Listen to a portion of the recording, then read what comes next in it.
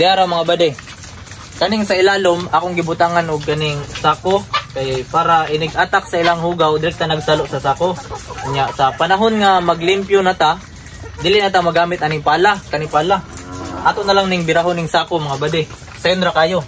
Birahon na lang nato ning sako. Dayon ato na ilabay. Dayon pulihan na po nato og bagong nga sako.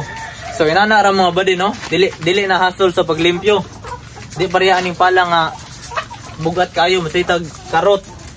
Pala yung hakot. Kani siya mga bade, direkta na lang ni nato siyang hulubuton. Yung labay, yung atong kaning sako, di nato ilabay apil, ato ning pamalhon.